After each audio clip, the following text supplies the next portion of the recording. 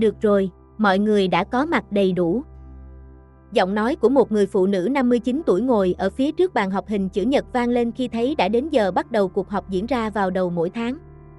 Tiến sĩ Nisha, hiện đang giữ chức vụ phó giáo sư và là giám đốc Viện Nghiên cứu Nhân học Sinh học, một viện mới được thành lập khoảng 1 năm trước với sự hỗ trợ từ cả chính phủ, khu vực tư nhân và hợp tác với nhiều trường đại học. Đây là viện đầu tiên trong khu vực chuyên nghiên cứu về nhân học và các lĩnh vực liên quan một cách cụ thể. Ngoài ra, viện còn mở cửa đón nhận sinh viên sau đại học cả thạc sĩ và tiến sĩ. Giáo sư cao tuổi nhất trong phòng họp nhìn quanh các nhà nghiên cứu, phần lớn trong số họ từng là học trò sau đại học của bà, với một nụ cười. Hiện tại, có tổng cộng 26 người tham dự cuộc họp, bao gồm cả nhân viên của viện. Hôm nay, ta sẽ giới thiệu chính thức phó giám đốc viện. Phó giáo sư Nisha nói trước khi gật đầu về phía người vừa được nhắc đến, ngồi bên trái. Bên cạnh Phinia là An, thư ký của viện. Bên cạnh An là Bua. Phinia, mặc áo sơ mi cổ bẻ màu nhạt, khoác áo vest đen và quần cùng màu, đứng dậy và chào mọi người. Xin chào, rất vui được gặp mọi người. Tiến sĩ Phinia Thananon sẽ chính thức bắt đầu làm việc tại đây từ tuần này. Nhưng ta tin rằng các bạn đã gặp nhau rồi. Ngoài vị trí phó giám đốc, tiến sĩ Phinia sẽ đảm nhận vai trò nhà nghiên cứu chính và giảng viên cho sinh viên sau đại học. Nếu ai chưa tìm được giáo viên hướng dẫn, hãy thử nói chuyện với chị Phinia. Giám đốc viện giới thiệu. Mọi người trong phòng họp gần như đồng loạt gật đầu. Một số người bắt đầu nhìn nhau. Nếu là sinh viên tiến sĩ cùng khóa hoặc chênh lệch không quá 3 năm với Phinia và Busea, chắc chắn họ biết rõ hai người này từng có mâu thuẫn. Và đột nhiên, Bua, người được coi là con cưng của viện, bị mất vị trí mà dường như chắc chắn là của cô ấy. Chắc chắn sẽ có nhiều điều thú vị xảy ra. Một số bạn bè và đàn em biết rõ câu chuyện nhìn chằm chằm vào Busea, người đang ngồi dựa vào ghế với vẻ mặt chưa tỉnh táo hoàn toàn, như mong đợi sẽ thấy phản ứng không hài lòng từ cô. Ngay cả Phinia cũng nhìn về phía người bạn thân đã phản bội của mình, nhưng Bua chỉ cúi đầu, không quan tâm đến ánh mắt của ai và cố gắng giữ thẳng cột sống cổ, cervical, trong khi tay phải cầm ly cà phê. Vì thực tế là người đã đưa vị trí phó giám đốc vào tay Phinia chính là cô. Và mọi người sẽ ngừng nói rằng cô là con cưng của giáo sư, điều mà Bua thấy vô cùng phiền phức. Phinia giỏi hơn cô, có nhiều kinh nghiệm hơn, và là gương mặt đại diện tốt hơn cho viện. Bua không thể phủ nhận những sự thật này. Hơn nữa, cô còn ít kinh nghiệm, không thể đảm nhận công việc hay vị trí lớn như vậy. Cô chỉ là một nghiên cứu sinh tiến sĩ mới tốt nghiệp chưa đầy 1 năm. Thực ra, Phinia cũng vậy, nhưng với khả năng và kỹ năng thực địa, Bua không thể so sánh với cô ấy. Và lý do quan trọng khác là Bua không muốn chịu trách nhiệm. Hiện tại, cô ấy đã có 2 dự án nghiên cứu được tài trợ bởi chính phủ và có thể sẽ có thêm trong thời gian tới. Chưa kể cô ấy còn phải đảm nhận vai trò giảng viên môn nhân học vật lý và giải phẫu học cơ bản cho sinh viên thạc sĩ và tiến sĩ. Công việc xác định danh tính nạn nhân vụ tai nạn máy bay vẫn chưa tiến triển. Phần còn lại để Phinia đảm nhận nhằm bù đắp cho việc cô ấy bị điều tra đạo đức vì cáo buộc rằng Bua đã mạo danh đề tài nghiên cứu, khiến Bua tốt nghiệp muộn gần 1 năm. Thực ra, Bua cố gắng tìm nhiều lý do để tự nhủ rằng việc trao vị trí này cho người khác không liên quan đến cấu trúc cơ thể hấp dẫn của cô ấy. Cô không mê mẩn Phinia đến mức đó. Cô chỉ trao vị trí này cho người có năng lực phù hợp. Thề rằng cô không nghĩ gì về Phinia nhiều hơn là bạn cùng giường. Tiến sĩ Bua sẽ đảm nhận vai trò nhà nghiên cứu chính và trưởng phòng thí nghiệm. Nếu ai muốn làm gì trong phòng thí nghiệm vật lý, hãy báo với cô ấy trước. Giọng của giáo sư vang lên trong tai Bua, khiến cô gật đầu. Cuộc họp tiếp tục diễn ra trong khi Bua vẫn còn ngái ngủ vì đêm trước cô đã thức trắng để viết kế hoạch giảng dạy và kế hoạch dự án nghiên cứu mà giáo sư Nisha vừa nhận được kinh phí. Đây là công việc đầu tiên của cô và viện này. Hôm nay, cô còn phải nói chuyện với đại diện bán thiết bị khoa học để đặt hàng cho dự án nghiên cứu này. Chỉ nghĩ đến công việc hàng ngày thôi cũng đủ khiến cô đau đầu. Vì vậy, các công việc khác để Phinia đảm nhận vì cô cần thời gian nghỉ ngơi trong cuộc sống. 1 giờ 47 phút sau, tiến sĩ Busea gần như kéo lê chân ra khỏi phòng họp. Trong tay cô là ly cà phê giấy rỗng, đó là ly cà phê thứ 2 của buổi sáng nay, và máy tính xách tay nằm trên cánh tay còn lại. Bua, cô ổn không? Phan, người bạn cùng khóa vừa trở về chưa đầy 1 tuần từ Hà Lan sau khi hoàn thành nghiên cứu và đang lên kế hoạch bảo vệ luận án trong năm nay, hỏi khi đi bên cạnh. Phan là một cô gái nhỏ nhắn, tóc ngắn, da trắng hơn Bua một chút. Cô ấy chuyên về sinh học phân tử, biomolecule. Hơn bất kỳ ai trong viện nghiên cứu, công việc của Phan chủ yếu liên quan đến việc phân tích trình tự di truyền của con người, đặc biệt là trong thời kỳ lịch sử, để xem xét xu hướng và đánh giá sự định cư và di cư. Nói một cách đơn giản, người dân của quốc gia này và quốc gia kia thực sự có thể có quan hệ họ hàng với nhau về mặt di truyền. Tôi mới trở về chưa đầy một tuần mà đã gặp phải bất ngờ lớn. Giọng trầm của Phan nói. Ok. Bua trả lời với giọng cao không chú ý vì vẫn còn ngái ngủ do thiếu ngủ và không khí lạnh từ máy điều hòa trong phòng học. Để tôi mời cô một bữa an ủi. Mời an ủi. An ủi vì cái gì? Vì Phinia đã nhận được vị trí đó. Vậy an ủi vì cái gì? Tôi thấy cô ngồi im lặng suốt cuộc họp. Tôi chỉ buồn ngủ thôi.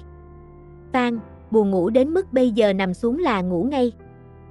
Có lúc nào mà cô không buồn ngủ không, Bua? Tiến sĩ Bua, vui lòng theo tôi vào phòng. Phinia nói khi đi ngang qua cả hai. Được thôi. Bua kéo dài giọng một cách mệt mỏi trước khi nhìn bạn cùng khóa và bước theo Phinia. Có chuyện gì vậy? Bushea hỏi khi ngồi xuống trong khi người kia đi đóng cửa trước khi ngồi xuống ghế làm việc lớn. Tôi đã xem hình ảnh X-quang của hộp sọ xác ướp mà cô gửi rồi. Cô thấy gì? Bua hỏi. Không tốt lắm, tôi nghĩ vậy. Tin trả lời với vẻ mặt lo lắng. Nó không cũ như chúng ta nghĩ. Xương không bị mòn hay suy thoái, ít nhất là trong hình ảnh X-quang. Nếu là vật đã trải qua thời gian dài, sẽ phải có dấu hiệu suy thoái như mục nát và bên trong sẽ đầy các lỗ khí thay thế khối lượng xương. Nhưng đây thì không, nó ở trong tình trạng hoàn hảo. Tôi nghĩ chủ nhân của cơ thể này có lẽ mới chết không lâu. Bua chỉ mím môi trước khi hỏi. Vậy cô nghĩ chúng ta nên làm gì tiếp theo? Chúng ta cần chờ kết quả kiểm tra tuổi để xác nhận giả thuyết này trước. Được thôi. Trưởng phòng thí nghiệm trả lời một cách bình thản. Dù sao thì hãy tạm gác chuyện này lại trong khi chờ kết quả kiểm tra chính xác. Chúng ta có công việc khác gấp hơn. Đồng ý theo đó, thưa sếp. Bua nói gật đầu, đứng dậy và chuẩn bị trở lại làm việc. Bua. Tiếng gọi đó khiến chủ nhân của cái tên nhướng mày. Tôi vừa nghe cô nói chuyện với Phan. Vậy thì sao? Giáo sư đã nói với tôi về việc cô đề nghị tôi lên làm trợ lý. Thế thì sao, cô có vấn đề gì à? Tôi không lấy lại đâu, nói trước. Bua trả lời. Tôi chỉ muốn cảm ơn. Không ngờ cô tin tưởng tôi đến vậy. Vì cô giỏi hơn. Bua đưa ra lý do đơn giản. Điều đó tôi không thể phủ nhận.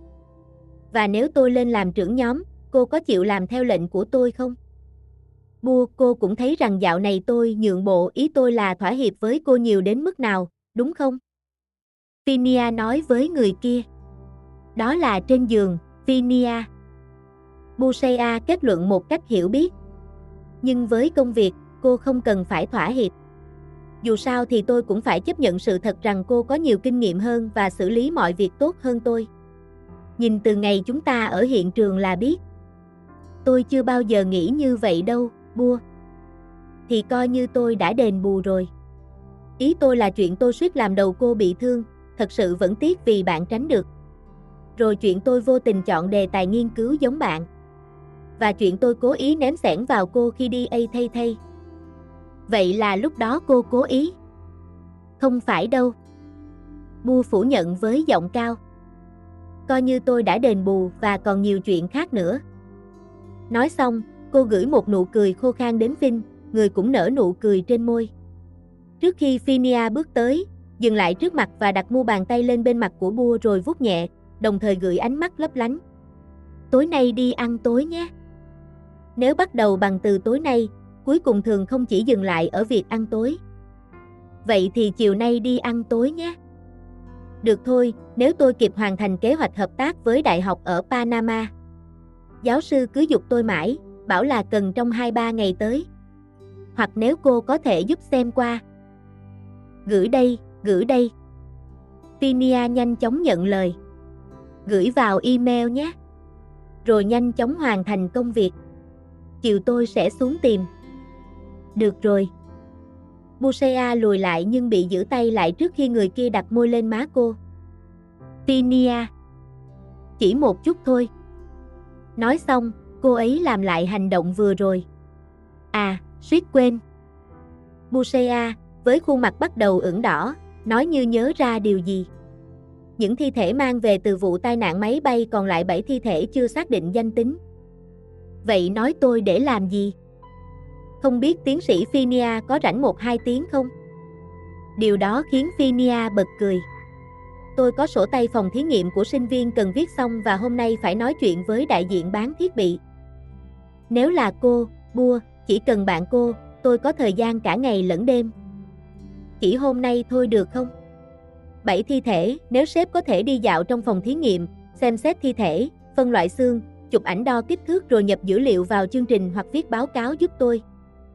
Tôi sẽ đi dạo xem xét giúp cô. Phinia đáp lại với nụ cười trên môi. Thật ra tôi không muốn làm phiền đâu. Musea cười tươi khi nghe lời nói đó. Nhưng cảm ơn nhiều. Tiến sĩ Phinia luôn tốt bụng và quyến rũ. Bua nói đùa. Cẩn thận kẻo lại mê mẩn tiến sĩ Phinia đấy. Vinh treo lại. Về được một thời gian rồi, đã cưa đổ ai chưa? Bua hỏi. Chưa, ý tôi là tôi chỉ hỏi thôi, không cần trả lời đâu, tôi không muốn biết. Vinh phủ nhận. Tôi thực sự hy vọng rằng sức hút của bạn có thể cưa đổ được ai đó quanh đây. Khóe miệng của người nói nhếch lên thành một nụ cười. À, còn nữa. Bua nghe thấy vậy liền vội vàng đổi chủ đề với vẻ lúng túng như sợ mình sẽ quên điều cần nói. Tôi đã báo cảnh sát về vết thương trên xương sườn mà chúng ta tìm thấy. Họ sẽ cử nhân viên đến xem và họp để tổng kết xem vụ án đã tiến triển đến đâu. Cô thực sự là người dẫn đầu trong ngành đấy, Bua. Nếu nhân viên đến, làm ơn báo cho tôi biết, tôi sẽ tham gia cùng. Được rồi, tôi đi dẫn đầu ngành đây. Khoan đã, Bua. Vinh vừa gọi vừa tiến lại gần cô, rồi đặt đôi môi quen thuộc lên môi Bua. Bua cũng không hề do dự đáp lại người kia. Đi dạo xuống xem nhé. Phinia thì thầm khi rời môi khoảng một hơi thở. Rồi tối nay tôi sẽ tổng hợp lại tất cả. Người kia thì thầm rồi đặt nụ hôn lên cổ Bua, khiến cô phải nghiêng đầu một chút. Và cả chuyện cô để tôi làm đồng cố vấn nữa. Để em ấy có người giỏi như cô hướng dẫn là đúng rồi. Giọng khàn của Bua nói. Biết cách tìm lý do đấy, tiến sĩ Bua. Phinia nói trước khi dùng ngón tay đẩy kính của Bua lên sống mũi rồi hôn lên má cô. Thật sự muốn tổng hợp từ bây giờ. Trước khi thì thầm vào tai và nhìn người kia vội vàng bước ra khỏi phòng với nụ cười.